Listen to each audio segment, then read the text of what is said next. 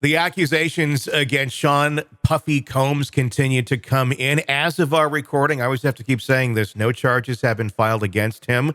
But that could change at, well, pretty much any time, considering Homeland Security has already gone through two of his properties and raids. Joining me to discuss this crazy, crazy case, Robin Dreeke, retired FBI special agent. Let's just start with the context of the Homeland Security going in and raiding two of his properties over suspected sex trafficking allegations. This is something that it's not done lightly. They didn't just like get a hot tip last week and said, let's go invade two of his properties. I'm going to guess they've been building up this for a little while to get a federal warrant. Yeah, most likely. And it really kind of Homeland Security going in. I wouldn't say that as a telltale sign of what it is or isn't. There's a lot of task forces out there at the federal level that are doing things like this, and we've been talking about this on our other cases as well. Remember, the network of people that potentially are involved when it comes to child trafficking, child pornography, and all these things. There's a lot of tendrils, and there's a lot of things involved with that, and a lot of task forces that are seeking these things out. And so this may be, because like you said, he hasn't been charged. This may be one of those tendrils of people that have been involved, and that's why you're seeing a lot of activity at the federal level. Now, Homeland Security is the one that went in. Mm. I maybe you can explain this a little bit better. I guess to the layman, you would go, "Why isn't it the FBI? Why Homeland Security doing the raids?" Redundancy is all I can say is that there's a task force in the FBI for this. There's a task force at Homeland Security for this. It really depends on the resources brought together because that's what it comes down to. When you're working in a collaborative environment in law enforcement, you tend to try to ally yourself with different agencies and organizations, also international organizations that actually have knowledge bases and information that can aid your investigation. Homeland Security, a lot of times, since they do a lot more overseas kind of things with Department of State, potentially they actually might have other connections overseas, because when you're dealing with child trafficking, you're not dealing domestically alone, Hmm. guaranteed. It's far reaching because these children are coming from all different parts in the world sometimes, and so sometimes Homeland Security is better positioned for these investigations. Is it? I guess is it more disturbing the fact that it was Homeland Security that went in and did this, other than just the FBI? Does that just show the potential for how expansive this may be? Maybe I take it more as a who's got the most invested, I guess, in the investigation is Homeland Security.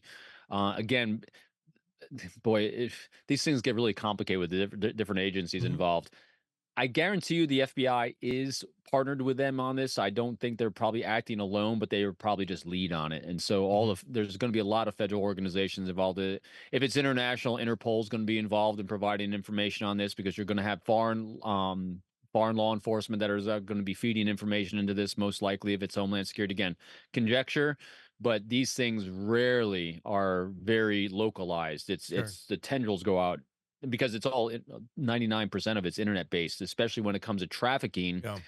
These horrible monsters will purchase time, purchase people through the internet first for a delivery, believe it or not. Wow. Yeah, um. it's dark, horrible stuff. Yeah. So the fact that these raids did take place, it's just pure speculation. What was going on behind the scenes before this took place? If you were to speculate, for it to get to this point on an investigation level. So, in order to get a warrant to do these things, you have to have a solid case. You have to have solid probable cause, especially if it's going to reach the level of potential notoriety of the people involved.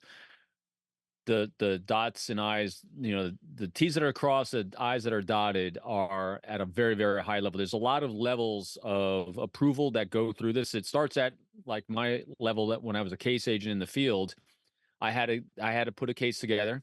Part of me putting a case and investigation together was collaborating with a prosecutor, as we've said in other shows as well. It's a team, because just because I can investigate something doesn't mean it's going to go anywhere, because I they don't want to waste my resource as an investigator if we're going to prosecute. So you're Mhm. teamed with a prosecutor.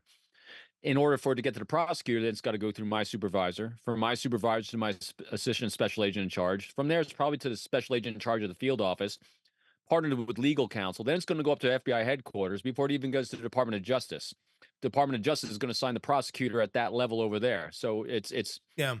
multiple levels. And so I'm highlighting that this just wasn't done on a whim by someone in the field. Yeah. I mean, so on each and every level, is each level reviewing the previous Yes. group's work to make sure, If they're okay, doing if they're yeah, doing it the way it should be done, yes. yeah, Especially when you're dealing with people, it's going to be a high profile case yeah, with a lot of scrutiny on it. I mean, just look at when they raided Trump's place down in Mar-a-Lago. yeah. That went through a lot of wickets because they knew they're going to get backlash from both sides. And same thing here, because you're going to have a lot of fans and also people that aren't fans that are going to be weighing in on this. So they got to make sure that one, it's going to be the most important thing in the world, a solid case, and it's going to be accurate, and justice will be served both victims and also potential criminals. Yeah, I mean, because it can't be something where I mean, there's there's a lot of room for leeway here. I mean, at the end of the day, if this was nothing, there'd be a massive lawsuit against the government. I would imagine by Diddy for damaging his reputation and such. If in fact this wasn't as solid as it likely appears to be. Right, but and also doing searches like this, they're fact finding as well. But they're Hmm. not fact finding like throwing a net out and wishing you'll find something. Hmm. They have to be able to articulate it to a judge that they have probable cause that they're Hmm. going to find the evidence they need for prosecution.